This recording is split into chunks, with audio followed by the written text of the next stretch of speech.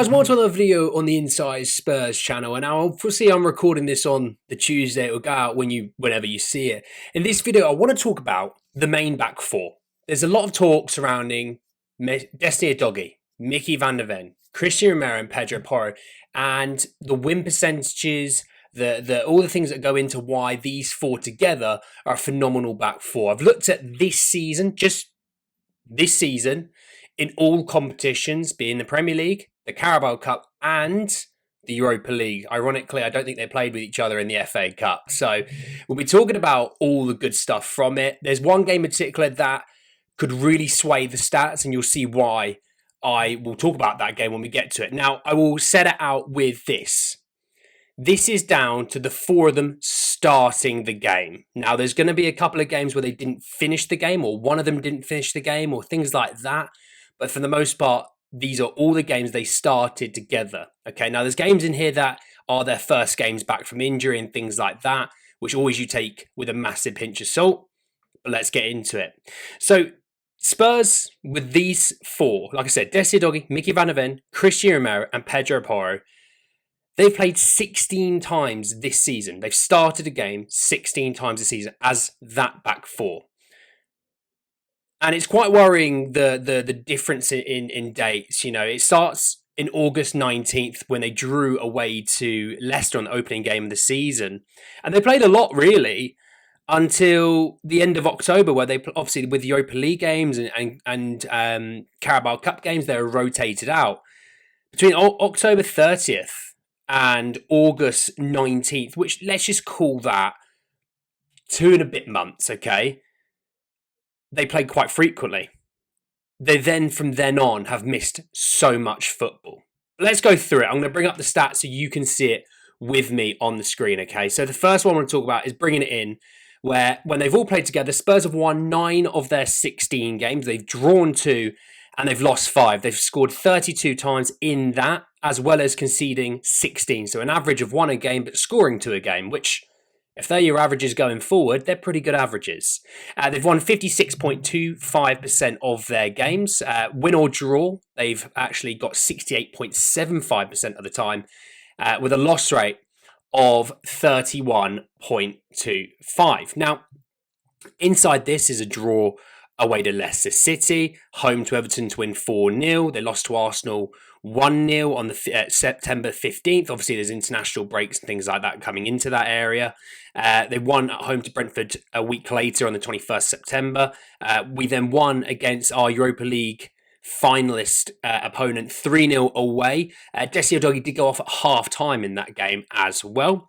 The week after that, they lost away to Brighton, obviously being 2-0 up. We lost 3-2. Just shy of under 2 weeks after that, we beat West Ham 4-1 at home. We then lose to Crystal Palace away. And then we beat Manchester City at home in the Carabao Cup. Now, obviously, Micky van der Ven got injured in that game. So that's why we add that in there. Then through the other times, Romero played without Micky and so on and so forth. The back four then all returned for Chelsea at home, where we lost 3-4 at home. Micky went off in the 79th minute, with Romero going off in the 15th minute. By the 15th minute, Spurs were 2-0 up already. Okay, so we were comfortably leading. Romero goes off. We give away 2 stupid penalties.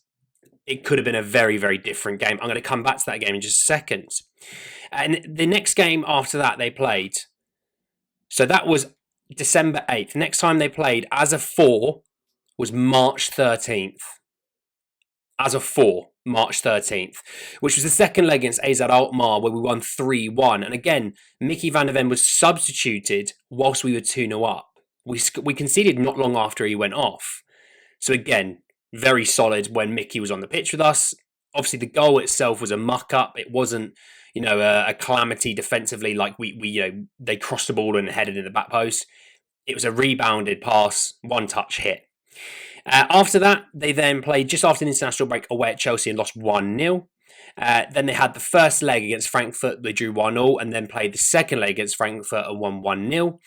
They then played home and away against Bodo Glimt, 1-3-1, and 1-2-0. So those are all the games they played. And, between really Chelsea onwards, they've played once a week. But between Man City and Chelsea, they featured in 2 games. Now, ironically, between Man City and the first Chelsea game was about 5 weeks. After that Chelsea game on the 8th of December, they didn't play again until the March of the 13th. That's 3 months that you've missed your main back four playing together. That's bonkers. And in that time, obviously, Destiny's been injured. Porro seems to be an absolute Iron Man, but that's mental. Now, I'm going to bring in a different graphic for you to check out. And the reason why I'm bringing this different graphic in is if we actually factor in Chelsea, we were 2-0 up, Romero's playing, Micky's playing, and if we'd gone on to win that game, okay, we're 2-0 up in a good position, Spurs probably would have gotten another one. Would we have conceded 4 with those guys at the back? I very, very much doubt it, okay? The idea that Spurs have won this game, okay, whatever that scoreline may look like, they're going to win this game. I'm not going to look at goals scored or conceded because obviously that changes a lot of things. Just the one change that Spurs obviously hold on to that win, okay? So Spurs' win rate before changing was 56.25. It would increase 6% basically to 62.5%. Win or draw percentage would climb from 68.75 to 75%. So every 3 of 4, you are holding out for a draw or win, mostly a win. And then the loss rate would drop from 31.25 to 25%. That's a humongous change, really, when you think about it. And the reason why I bring that in is when you look at the Manchester United Europa League final, which is of recording this in 8 days' time. Spurs is back 4, and if you want to say back 5 with Vicario being included, it will be Vicario, Desti Udogie, Micky van der Ven, Cristian Romero, and Pedro Porro.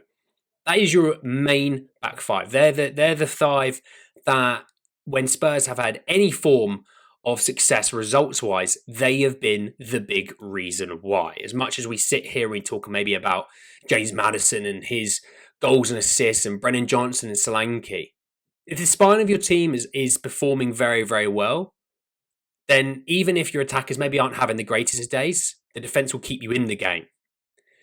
And, you can factor in Bentancur and his performance since the international break, the last one that's just been, and how he's been very, very impactful for us. Obviously, Basuma in the 2 Bodo Glimt games is very solid. If you just factor in the back 4, that for me is a very, very good back 4. A very good back 4. Now, the issue is, if you take away the Chelsea 3-4 loss, where you lose both of them again to injury in that time, you don't get them back for over 3 months until AZ Alkmaar in the second leg. Like I said, Spurs keep clean sheets against AZ Alkmaar in the second leg, all the while Micky and Kuti at least in there. Once Micky gets substituted, then you lose that ability with, obviously, it's like Archie Gray coming on to play centre-back again, an 18-year-old centre-mid playing centre-back. Then we concede. But in the high stakes and high pressure games where people and Spurs fans themselves always think, oh, it's Spursy.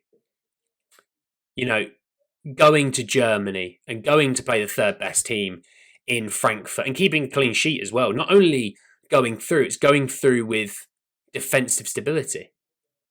2 games against Bodo Glimt where we were told Bodo Glimt is going to cause you all manners of issues. Barring a deflected goal which lobbed Vicario, what did they create in those 2 games? Defensively, these 4 are brilliant, in my opinion. And it shows the quality surrounding them when it comes to rotating isn't there. We know that Spurs haven't recruited a proper left-back ever really since signing Desti Udogie. And yes, maybe Jed Spencer's emergence has been most welcomed and Big Kev Danso looks a player. But again, you've got 3 centre-backs. If you want to say Ben Davies is a centre-back, then you only have 1 left-back of quality. And I think, whatever you think about Ben Davies, he may be gone in the summer. You still need to recruit a left-back and you still need to recruit a centre-back to give Micky van der Ven and Desti Udogie and Cristian Romero and Pedro Porro the rest that they need to give you the quality that you wish from them. I'm going to see what you guys think about this and how you feel towards that Manchester United final. We've talked about Manchester United in those 3 games. Spurs have conceded 1 legitimate goal in those 3 games against them without Fraser Forster basically scoring 2 of them for Manchester United. I wonder if you have confidence going into the final. I wonder if you are nervous because defensively you think we are frail. Let me know down below. I'm interested to know what you think and what your prediction is for the final. Let me know down below, and I'll speak to you all very, very soon. Take care. Peace.